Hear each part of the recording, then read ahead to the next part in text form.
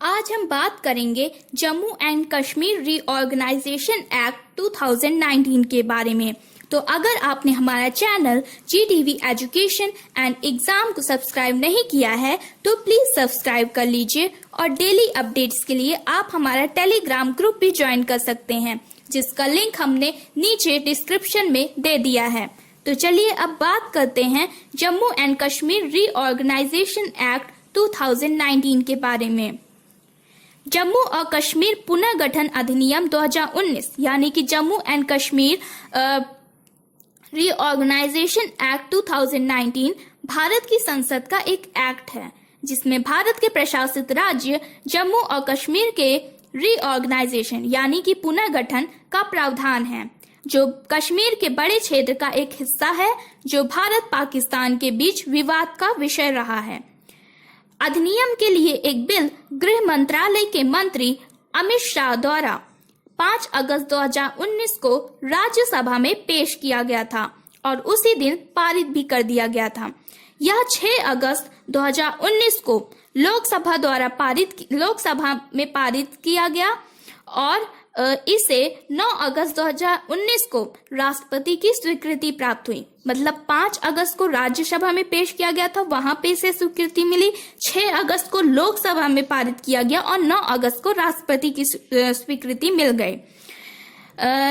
Bill की शुरुआत अनुच्छेद 370 के तहत एक राष्ट्रपति के आदेश से पहले की गई थी, जिसमें भारतीय संविधान ने जम्मू और कश्मीर को विशेष दर्जे को रद्द कर दिया था।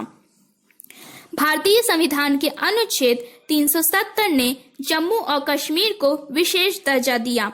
भारत के अन्य राज्यों के विपरीत जम्मू और कश्मीर का अपना संविधान और प्रशासनिक स्वायत्तता थी। विशेष रूप से अन्य राज्यों के भारतीय नागरिक जम्मू और कश्मीर में जमीन या संपत्ति नहीं खरीद सकते थे। Jammu and Kashmir had 3 distinct areas. Overwhelmingly Muslim majority Kashmir, 95% Muslim with a population of nearly 7 million people. A Hindu majority 66%. Jammu with a population of 5.35 million people and a 30% Muslim population. And Ladakh, which has a sparse population of 287,000 people, a Muslim plurality or relative majority at 46% and a Buddhist minority at 40%. हिंसा और अशांति भारतीय प्रशासित मुस्लिम बहुमत क्षेत्रों में बनी रही और 1987 में एक विवादित राज्य चुनाव के बाद एक विद्रोह स्वायत्तता और अधिकारों के विरोध में बनी रही। भारतीय जनता पार्टी 2014 के आम मतदान में सत्ता में आई थी और उन्होंने अपने 2019 के भारतीय घोषणा पत्र में भारत के संविधान के अनुच्छेद 370 के निरसन को शामिल किया था। विधेयक पेश करने और राज्य के विशेष दर्जे को रद्द करने से पहले केंद्र सरकार ने कश्मीर घाटी को लॉकडाउन में डाल दिया था। सुरक्षा बलों में भारी वृद्धि के साथ धारा 144 को रोकना विधानसभा और राजनीतिक नेताओं की नियुक्ति, जैसे जम्मू कश्मीर के पूर्व मुख्यमंत्री उमर अब्दुल्ला और महबूबा मुफ्ती हाउस अरेस्ट के तहत महबूबा मुफ्ती की अगुवाई वाले गठबंधन सरकार के समर्थन के बाद 20 जून 2018 के बाद से राज्य पहले राज्यपाल के शासन में और फिर राष्ट्रपति के पद के अधीन था। 35,000 अर्धसैनिक बलों को भारतीय प्रशासित कश्मीर में तैनात किया गया था, जिससे पहले वार्षिक हिंदू तीर्थयात्रियों और पर्यटकों को एक आतंकवादी धमकी और आतंकवादियों द्वारा आसन्न हमलों का हवाला देते हुए चेतावनी जारी की गई थी। प्रतिबंधों को लागू करने में इंटरनेट और फोन सेवाओं को अवरुद्ध करना शामिल था। राज्यसभा विधायिका की सहमति के बिना राज्य की विशेष स्थिति के निरसन के बाद इस कदम का पालन किया गया था और जो राज्य में राष्ट्रपति शासन के कारण मौजूद नहीं था। यह अधिनियम राज्य को 2 केंद्र शासित प्रदेशों में बांटता है, जिसका नाम है जम्मू और कश्मीर का नामांकित क्षेत्र और लद्दाख। जबकि पूर्व में एक विधानसभा लद्दाख को अकेले लेफ्टिनेंट गवर्नर द्वारा प्रशासित किया जाएगा। लद्दाख के केंद्र शासित प्रदेश को में कारगिल जिले शामिल होंगे, जबकि अन्य सभी जिले जम्मू और कश्मीर में जोड़े जाएंगे। मतलब लद्दाख में सिर्फ एक केंद्र शासित प्रदेश का एक जिला होगा कारगिल, और बाकी सारे जिले जम्मू और कश्मीर में जोड़े जाएंगे। जम्मू और कश्मीर राज्य को आवंटित 6 लोकसभा सीटों में से एक लद्दाख को आवंटित की जाएगी और 5 जम्मू और कश्मीर केंद्र शासित प्रदेश को दी जाएंगी। जम्मू और कश्मीर का उच्च न्यायालय दोनों केंद्र शासित प्रदेशों के लिए उच्च न्यायालय के रूप में कार्य करेगा। यह अधिनियम प्रदान करता है कि जम्मू और कश्मीर का प्रशासन भारतीय संविधान के अनुच्छेद 239A के अनुसार होगा। मूल रूप से पुडुचेरी के केंद्र शासित प्रदेश के लिए तैयार अनुच्छेद 239A जम्मू और कश्मीर पर भी लागू होगा।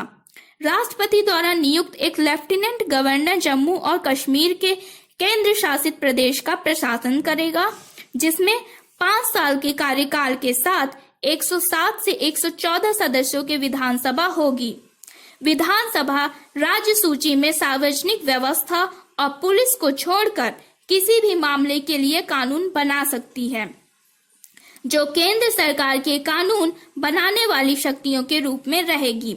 विधानसभा के क्षेत्राधिकार के तहत मामलों में कार्यों के अभ्यास में लेफ्टिनेंट गवर्नर को सलाह देने की भूमिका के साथ एक मुख्यमंत्री सहित एक मंत्रिपरिषद को विधानसभा के सदस्यों में लेफ्टिनेंट गवर्नर द्वारा नियुक्त किया जाएगा।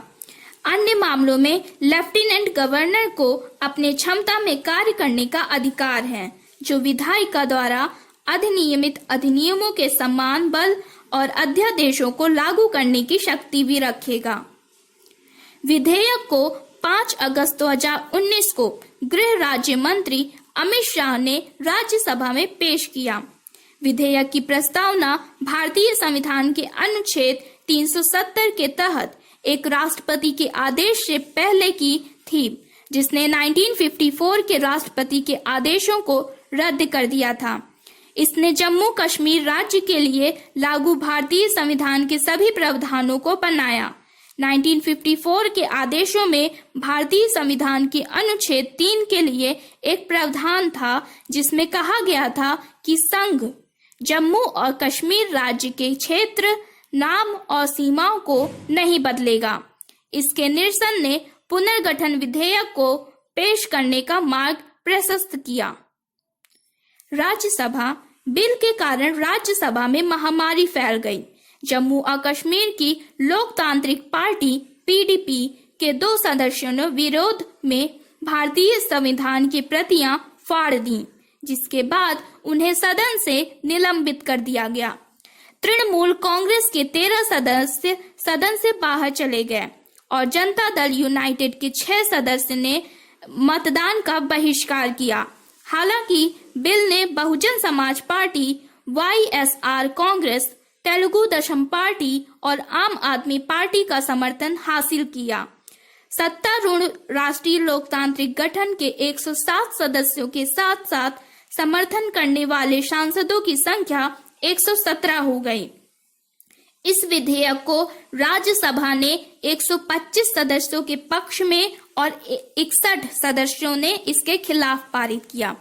राज्यसभा में इस विधेयक के 125 सदस्य पक्ष में थे इस विधेयक के, और 61 सदस्य जो थे वो इस विधेयक के खिलाफ थे। लोकसभा भारतीय संसद के निचले सदन लोकसभा में 6 अगस्त 2019 को यह विधेयक पास किया गया। अखिल भारतीय तृणमूल कांग्रेस और जनता दल ने सदन से वॉकआउट किया, जबकि भारतीय राष्ट्रीय कांग्रेस, राष्ट्रवादी कांग्रेस पार्टी और समाजवादी पार्टी ने विधेयक का विरोध किया। Bharatiya Janata party, Shiv Sena, Biju Janata Dal, YSR Congress party, Telangana राष्ट्र समिति, तेलुगु देशम पार्टी, शिरोमणि अकाली दल और बहुजन समाज पार्टी ने इसका समर्थन किया। विधेयक को सदन ने पक्ष में 370 मतों के साथ पारित किया और 70 मतों के विरुद्ध। मतलब लोकसभा में इस विधेयक के पक्ष में 370 लोग थे और विपक्ष में 70 थे। आश्वासन और प्रकाशन। बिल को 9 अगस्त 2019 को राष्ट्रपति की सहमति प्राप्त हुई, जिसके बाद इसे भारत के राजपत्र में प्रकाशित किया गया था। उसी दिन प्रकाशित एक अधिसूचना में केंद्र शासित प्रदेशों को 31 अक्टूबर 2019 से लागू होने का प्रावधान है। परिणाम: जम्मू और कश्मीर पुनर्गठन आदेश 2020 कार्यान्वयन अनुच्छेद 370 के बाद, जिसने जम्मू और कश्मीर राज्य को एक विशेष दर्जा प्रदान किया। प्रतिक्रिया थी: चीन के विदेश मंत्रालय ने 31 अक्टूबर 2019 को रिपब्लिक ऑफ चाइना कहा कि भारत का एक तरफा घरेलू कानून और प्रशासनिक विभाजनों को एक तरफा रूप से बदलने का भारत का फैसला गैर कानूनी है, अवैध है और इस तथ्य को प्रभावित नहीं करेगा कि यह क्षेत्र चीनी वास्तविक नियंत्रण में है। इन बयानों पर प्रतिक्रिया देते हुए भारत ने कहा कि यह मामला भारत के लिए पूरी तरह से आंतरिक है और वह चीन सहित अन्य देशों से इस पर टिप्पणी करने से परहेज करने की उम्मीद करता है। भारत ने कहा कि चीन ने अपने क्षेत्र में अवैध रूप से कब्जा कर लिया है।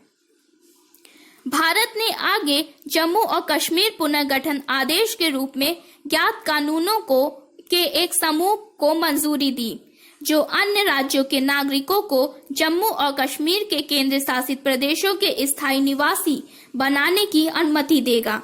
केंद्र सरकार ने 31 मार्च 2020 को अपने नवीनतम राजपत्र में पोस्ट किया। इससे पहले अनुच्छेद 370 आरक्षित भूमि और रोजगार केवल स्थायी निवासियों के लिए था, जिसकी परिभाषा को नए आदेश के अनुमोदन के माध्यम से अधिवास के रूप में बदल दिया गया। इस नए कानून के तहत माता पिता को कोई भी व्यक्ति या बच्चे जो कम से कम 15 वर्षों के लिए जम्मू कश्मीर के केंद्र शासित प्रदेश में रहते हैं या जिन्होंने 7 साल की अवधि तक पढ़ाई की है और एक शैक्षणिक संस्थानों में कक्षा 10 या 12 परीक्षाओं में उपस्थित हुए हैं, क्षेत्र में स्थित एक स्थायी निवासी बनने के लिए पात्र होंगे। इसके अलावा केंद्र सरकार के अधिकारी जिन्होंने कम से कम 10 वर्षों तक इस क्षेत्र में सेवा की है, उन्होंने अपने बच्चों के साथ अधिवास का दर्जा भी दिया जाएगा। संघ क्षेत्र के राहत और पुनर्निवास आयुक्त द्वारा पंजीकृत एक प्रवासी भी अधिवास के लिए पात्र होगा। यह अधिसूचना गृह मंत्रालय द्वारा जम्मू और कश्मीर पुनर्गठन अधिनियम के धारा 96 के तहत जम्मू और कश्मीर सिविल सेवा विकेंद्रीकरण और भर्ती अधिनियम के धारा 96 के तहत प्रदान की गई शक्तियों के अभ्यास में जारी की गई थी। यह कानून राजसी स्थिति वाले लोगों को राजपत्रित या अराजपत्रित नौकरियों के लिए आवेदन करने की अनुमति देगा। प्रारंभ में गृह मंत्रालय ने एक आदेश जारी किया जिसमें ग्रुप डी और एंट्री लेवल के गैर राजपत्रित सरकारी पदों में आदिवासियों को सुरक्षा प्रदान की गई थी, अर्थात 4 स्तर से अधिक नहीं के वेतनमान वाला एक पद। हालांकि कश्मीर में राजनीतिक दलों ने असंतोष दिखाया। इस नए कानून के अनुसार यह राज्य के नागरिकों के प्रति भेदभावपूर्ण था, इसलिए 3 अप्रैल 2020 को एक नया आदेश जारी किया गया जो समूह ए और बी श्रेणियों में वरिष्ठ पदों सहित आदिवासियों के लिए सरकार में किसी भी पद को आरक्षित करेगा। इस आदेश को मंजूरी पाकिस्तान सरकार की तीखी आलोचना के साथ मिली, क्योंकि इसने इस अधिनियम को भारत में एकल मुस्लिम बहुल क्षेत्र की जनसांख्यिकी को फासीवाद मोदी सरकार द्वारा पुनर्गठित करने का एक और प्रयास कहा। पाकिस्तानी प्रधानमंत्री इमरान खान ने भी प्रतिक्रिया देते हुए कहा कि नया जम्मू और कश्मीर पुनर्गठन आदेश 4वें जेनेवा कन्वेंशन का स्पष्ट उल्लंघन है। कश्मीर और राजनीतिक दलों ने भी इस कानून का विरोध किया। पूर्व मुख्यमंत्री और नेशनल कॉन्फ्रेंस के उपाध्यक्ष उमर अब्दुल्ला ने इस अधिनियम को कोविड-19 के प्रकोप पर प्रयास और ध्यान देने के बजाय इस नए कानून के अनुमोदन के समय का उल्लेख करते हुए चोट पर अपमान किया जा रहा है बताया। 19 मई 2020 को एक नया अधिवास आदेश पारित किया गया।